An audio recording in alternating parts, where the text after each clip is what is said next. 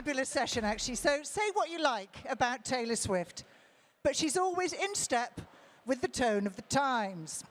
From musical genre hopping to meticulously curated sartorial selections, every last move is seamlessly choreographed to reflect the rhythms and the trends of the day, much like me.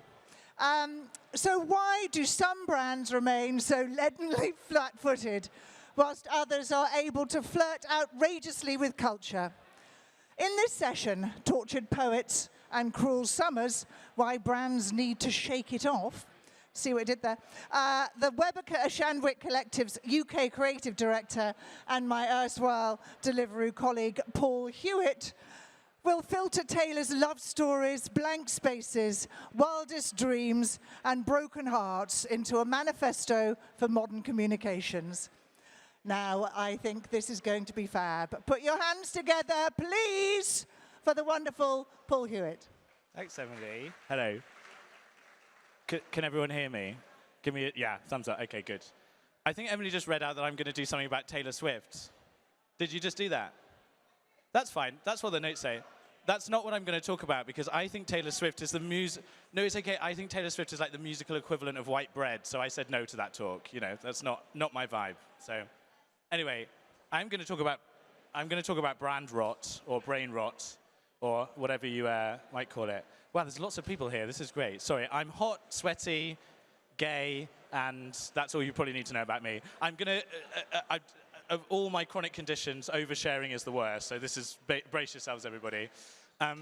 Incidentally, Emily is my old boss at Deliveroo, and the last time we were on stage together, any marketer that's been through a global brand identity and rolled it out across 13 countries or whatever it was, hats off to you. We did it, and I was trying to thank Emily for all of her lovely support and work.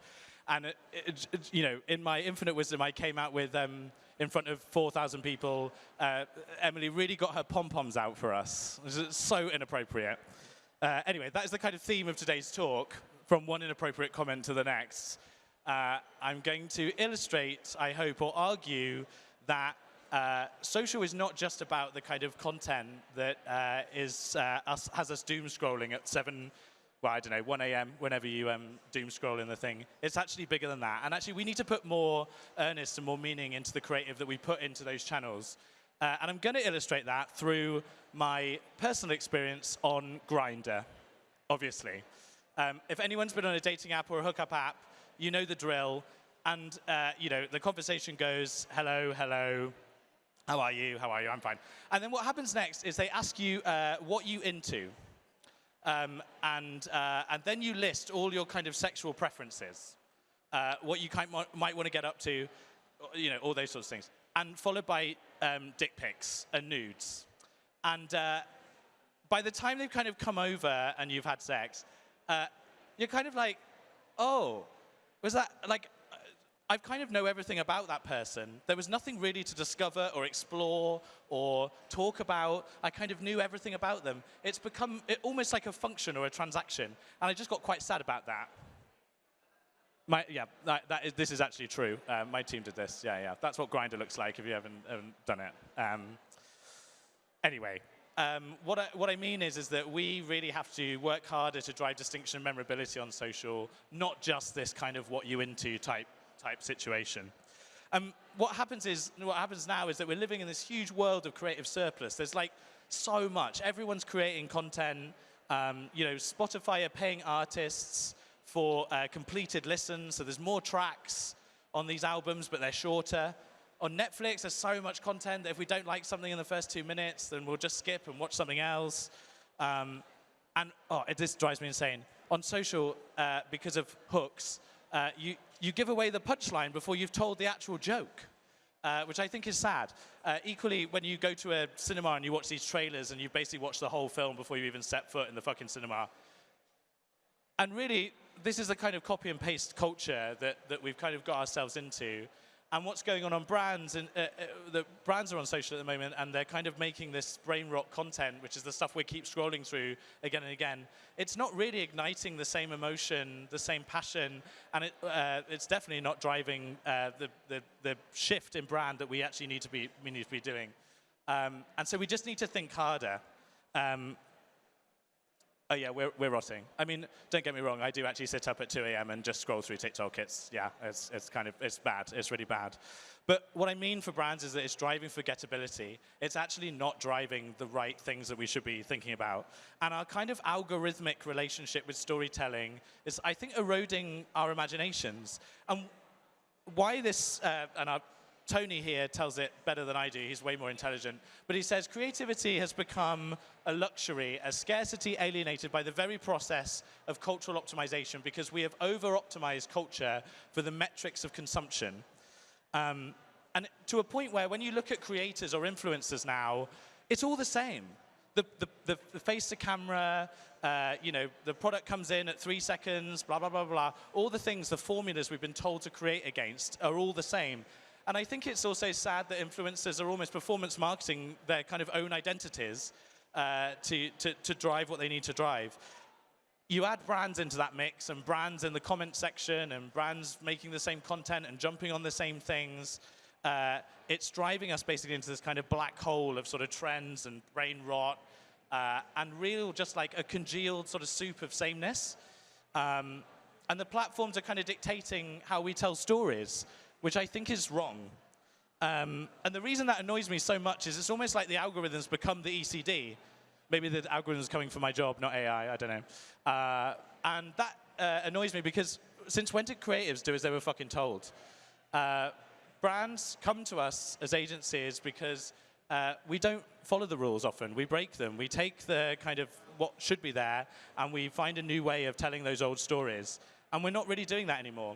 So this feels very ECD, doesn't it, to bring up a kind of an Irish novelist quote in a talk, doesn't it? Yeah. Anyway, Edna O'Brien said, "Fuck the plot, that's for precocious schoolboys. What matters is the imaginative truth."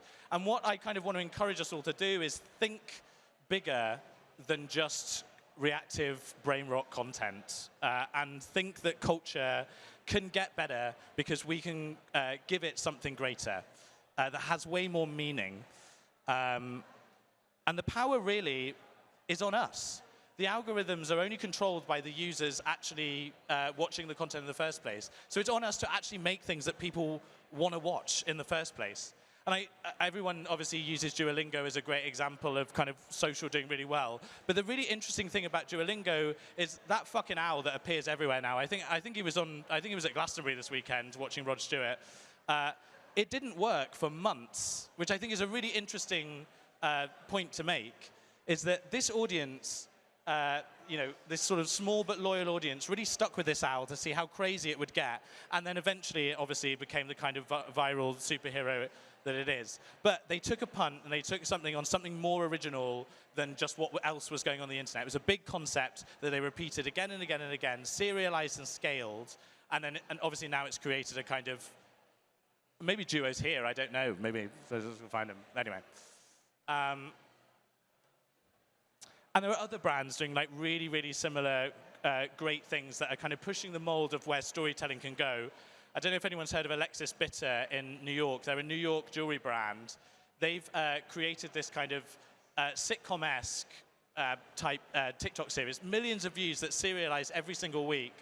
I'll play a bit of this. Margot and Jules. Margot is this kind of Patsy Stone type character in New York. She wears all the jewelry, obviously, so that's where the product bit comes in.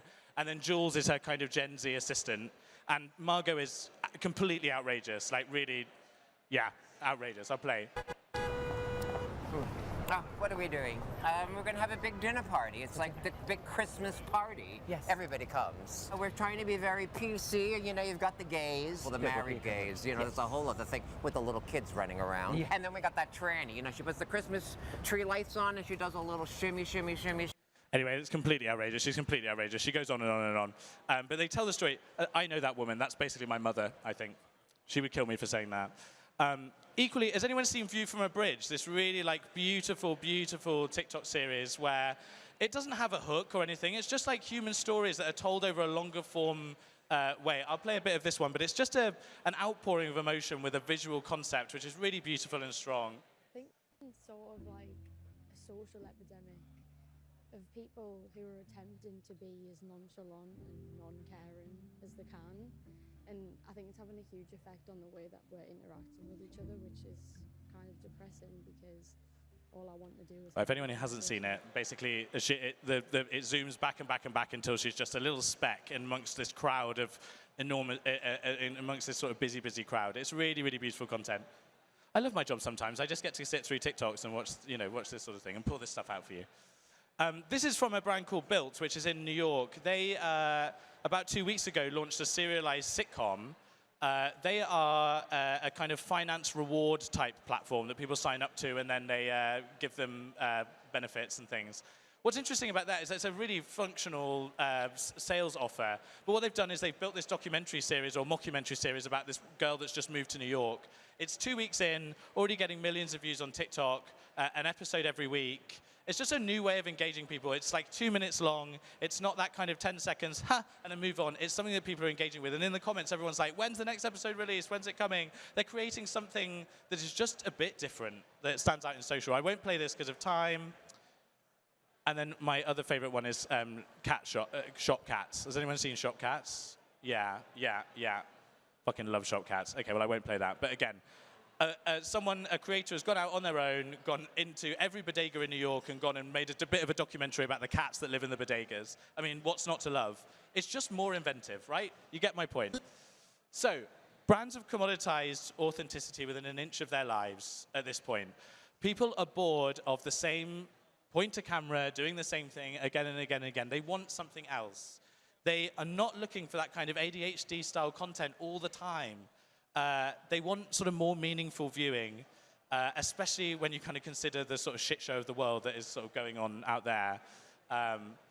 They want drama, they want intrigue, they're curious, they want something different, and we've kind of got to give it to them.